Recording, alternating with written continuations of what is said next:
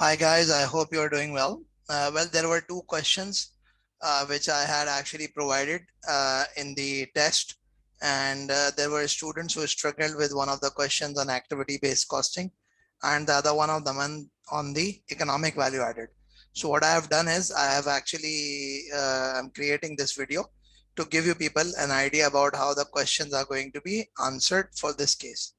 Now, one of the question was it said that calculate the product cost per unit for product A, B, and C using the current costing system and the activity-based costing system. Now, so it says Florid Berhard manufactures three types of confectionery products for the domestic and export markets. The current method of product costing is to allocate fixed overhead based on the quantity of output per annum.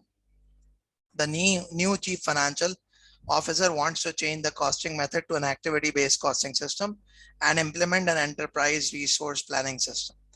She wants to modernize the management. So now what is exactly the method? The current method of product costing is to allocate fixed overhead based on the quantity of output per annum.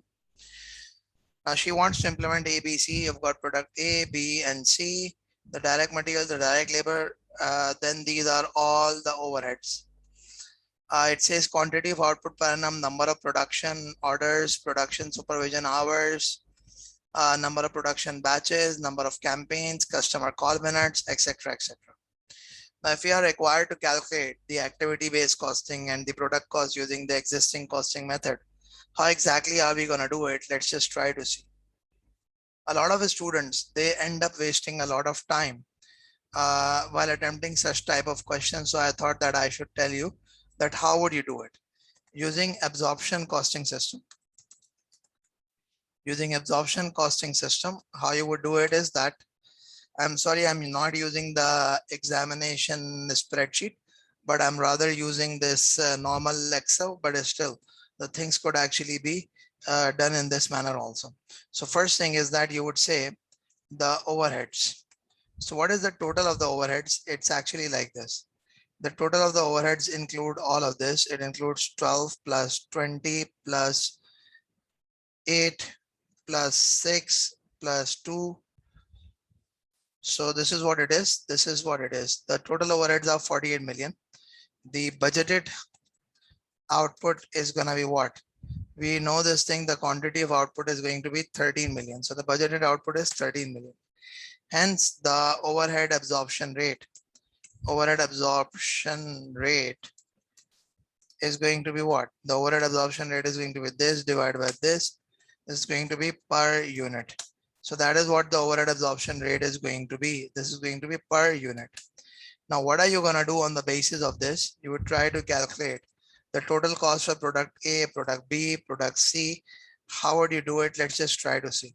You've got the direct material, you've got the direct labor, and you've got the fixed overheads. So the total production cost.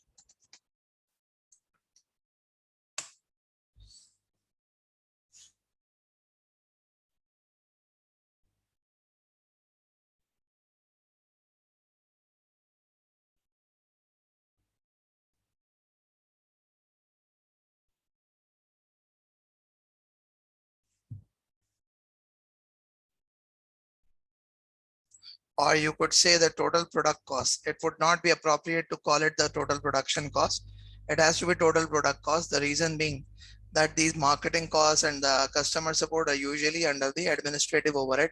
But again, let's just think that all of the overheads are absorbed on the product. So how exactly is this overhead going to be? This is 6, this is 8, this is 11.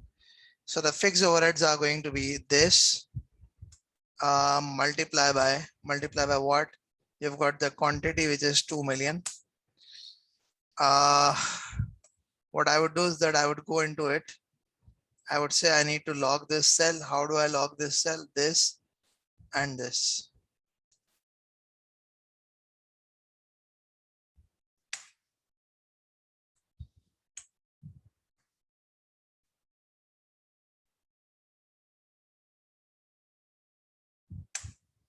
Okay, so you log the cell by including this $sign here. Now, what is actually going to happen is that I'm just multiplying it. So the formula is being copied. The formula is being copied. Now all that I have to do is that I have to amend the quantity 6 million and 5 million. So I will amend the quantity 6 million. I'll amend the quantity which is 5 million. So hence resultingly what happens is you would have the total product cost to be like this.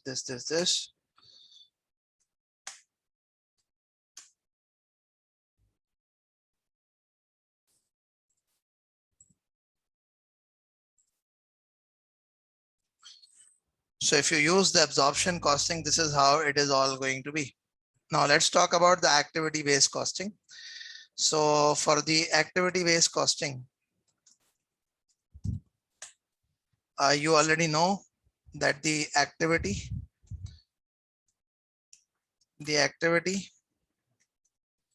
cost, number of cost drivers, or you could say the cost driver, cost, number of drivers, activity, overhead absorption rate. Now let's just try to see what things are. So it says production planning,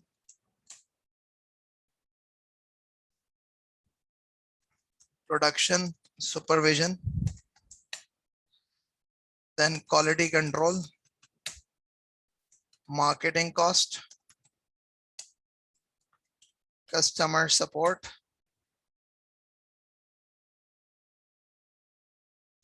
output. Okay, that is what it is. So you've got the overheads to be 122862.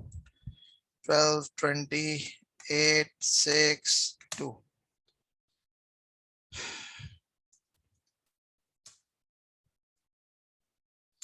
This is what the overheads are going to be. Now the cost driver with respect to the production planning. You've got number of production orders. Number of production orders. How much is the number of production orders? 800 orders. So resultingly what happens is that the overhead absorption rate is going to be, this is 12 million, right? So you would just open up the bracket, this multiply by 10 raised to power 6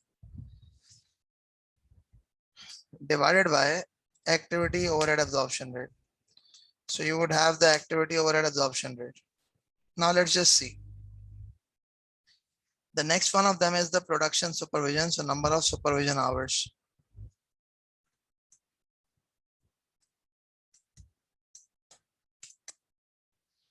The total number of hours are 160,000.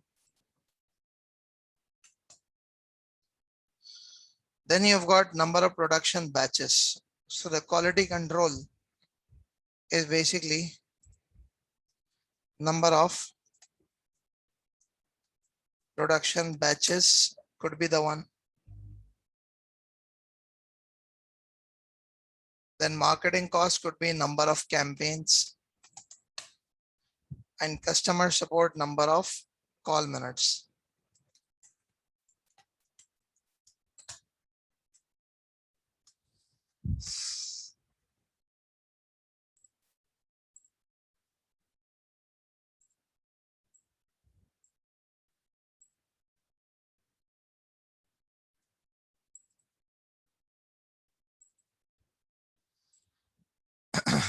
Now, number of production batches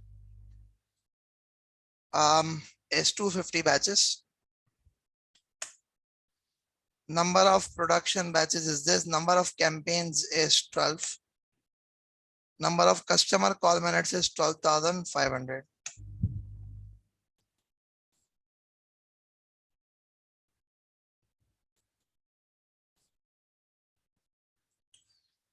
So you've got all of this.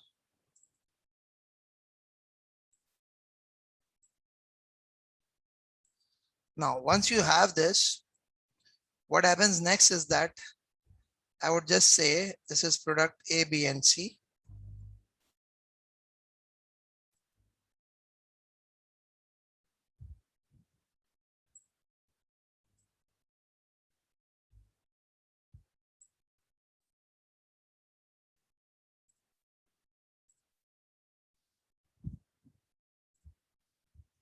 Then you have got overheads.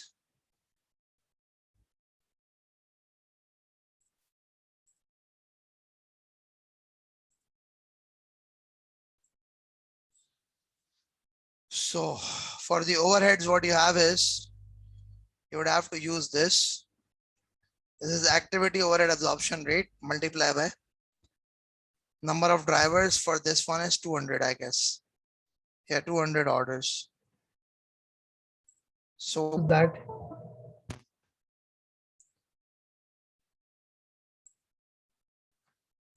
what you would do is that you would simply say that, okay, this needs to be copied here.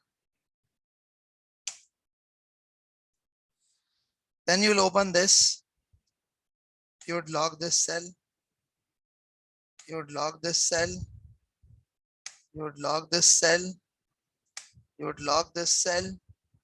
You would log this cell. You'll copy from here. You'll paste it at both the places.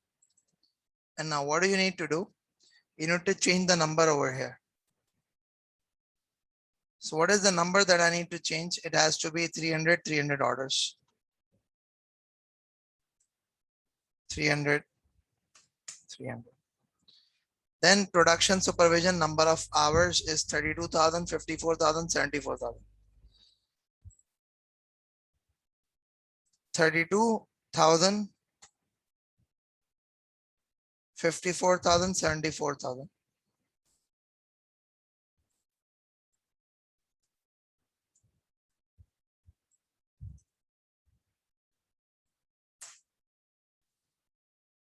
Now, then there is this quality control. There's this quality control. So for the quality control, you had the number of production batches 60, 82, 108. 60,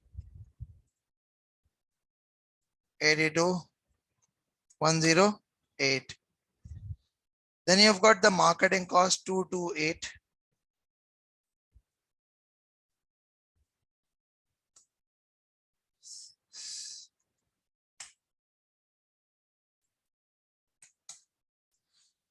And then lastly, for the customer support, we had 2826, 5260.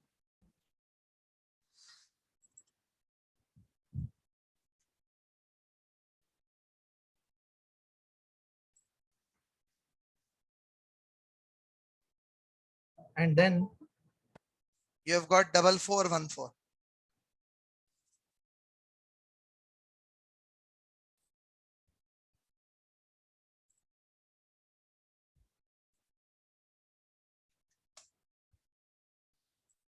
So hence, resultingly, what happens is that I would rather be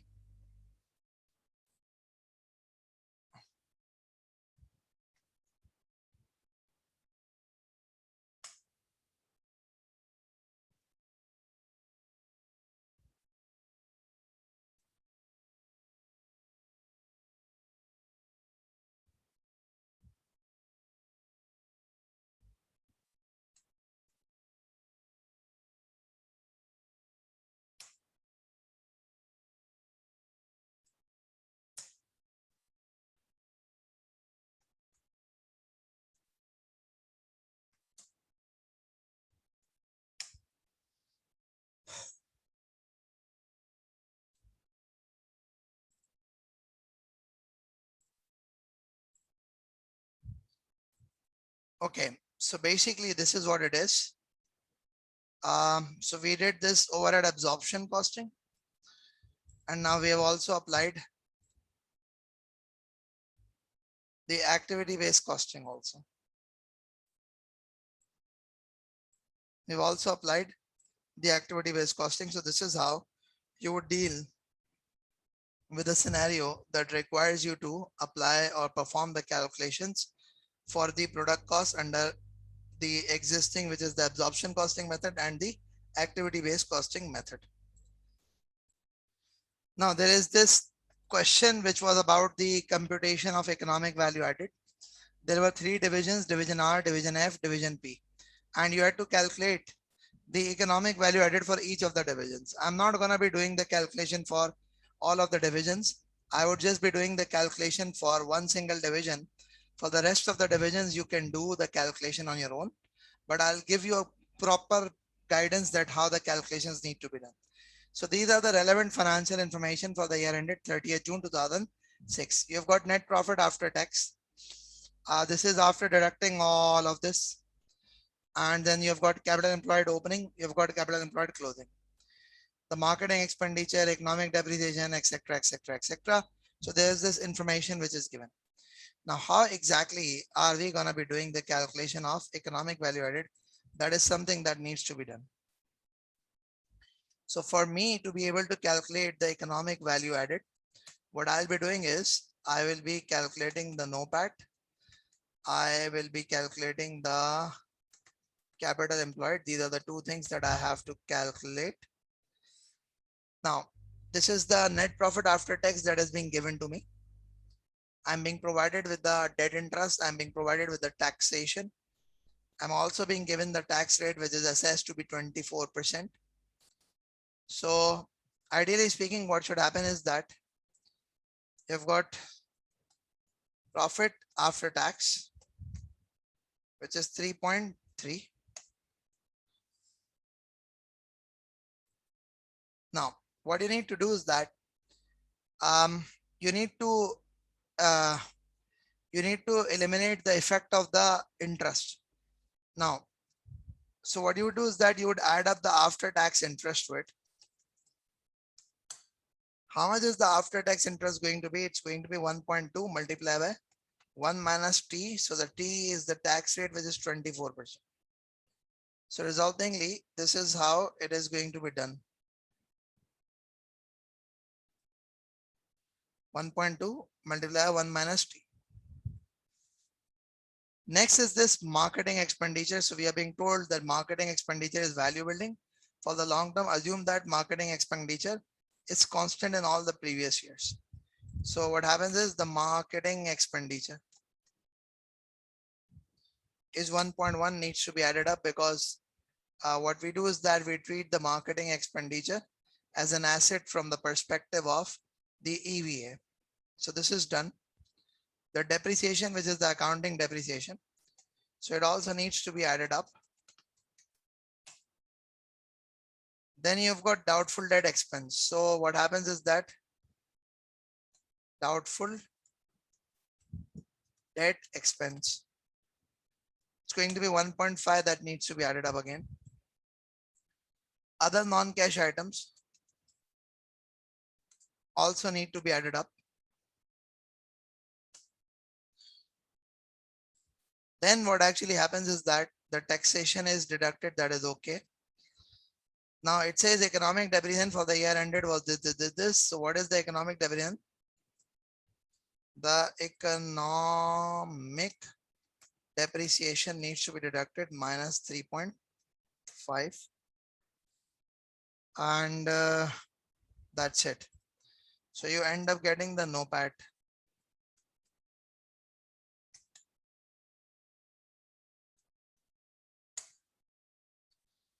Now for the capital employed, you know it, that you will use the opening capital employed. What is the opening capital employed? This is the one, the opening capital employed 28. And you would adjust the capital employed as at the opening date. So it says marketing expenditure is value building expenditure. Assume that marketing expenditure is constant in all previous years. Are we being told that for how long this company is in existence?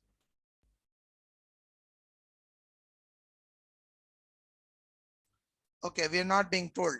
So all that we would do is that, or we can do is that we can just add up one single expenditure, but this is the expenditure of the last year. It's not for the current year. Ideally should have been till date, because what happens is that you calculate it as at the start of the year. Then what happens is economic depreciation, okay, just leave it. Accounting and economic depreciation were the same in all previous years, so no adjustment for this. The amounts of provision for doubtful debt brought forward. So provision for bad debt. It's a non-cash expense that has been brought forward. How much is it? 4.2. It needs to be added up.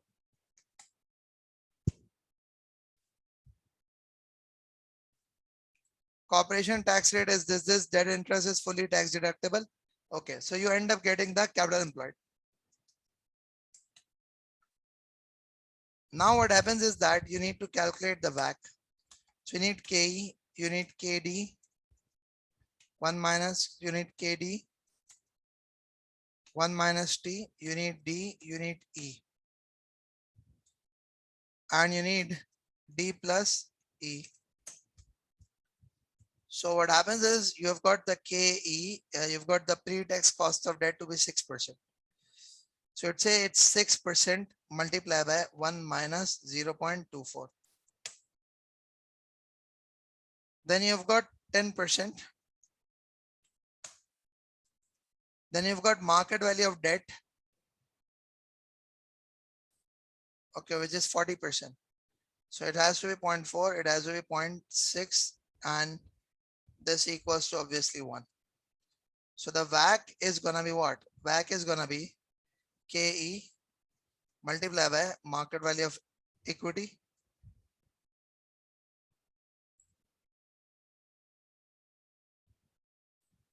plus KD 1 minus T multiplied by market value of debt divided by market value of equity. So hence 7.824% is gonna be your WACC. So basically on the basis of this, the economic value added, which is NOPAT minus WACC into capital employed, is going to be calculated like this, equals to this NOPAT minus WACC into capital employed. So 3.306608 is going to be your economic value added. So that's how you are going to do the calculations.